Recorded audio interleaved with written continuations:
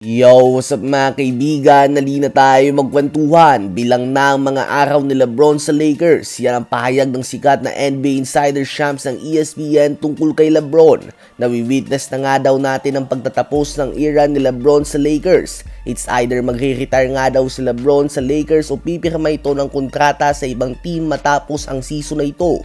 Napakalabo nga daw mga kaibigan na bumalik pa si Lebron sa Lakers next season at parte nga daw ng dahilan dito ay ang drama ngayon sa pagitan ng Lakers minority owner Jeanie Buss at ng 4-time MVP.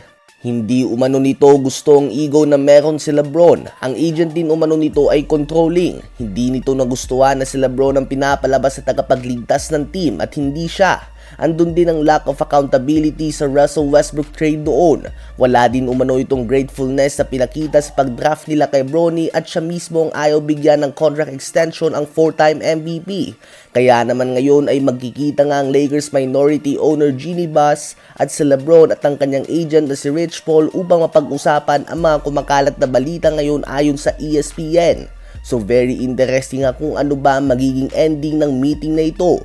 2 linggo pa nga bago sumapit ang trade deadline. Possible nga na magkaroon ng hingian ng trade o pwede din naman na maayos ito mga kaibigan. Ano ba masasabi nyo tungkol dito?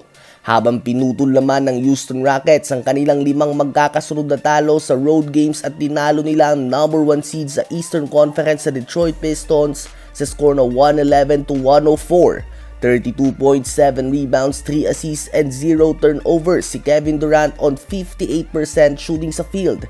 19 points, 5 rebounds si Alperen Sengun. 18 points si Reed Sheppard. 15 points, 9 rebounds, and 7 assists si Amen Thompson.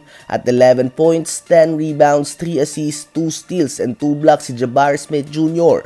Sa Pistons naman ay nag-struggle nga ng gusto ang MVP candidate Cade Cunningham at nagtala lamang siya ng 12 points, 1 rebound, 8 assists, and 6 turnovers on 0 for shooting sa 3-point line. Walang kupas pa din nga mga kaibigan si KD. Kung isa lang nga ang pipiliin na all-star sa Houston Rockets ay mas deserve nga ito sa ngayon ng 37-year-old Kevin Durant kaysa sa rising star Alperen Sengun. Habang si Devin Booker naman ay namilipit nga sa sakit matapos ang ankle injury umano. Subalit mukhang hindi naman niya na-roll ang kanyang ankle mga kaibigan kaya naman question mark pa nga ang injury nito sa ngayon. Kitang-kita nga ang sakit na naramdaman ni Booker to the point na hindi niya nga ito malagyan ng kahit konting bigat. Iika-ika nga siyang bumalik sa locker room habang si Jalen Green nga ay muling na-re-injure ang kanyang hamstring at 4 na minuto lamang nilaro niya sa game na ito.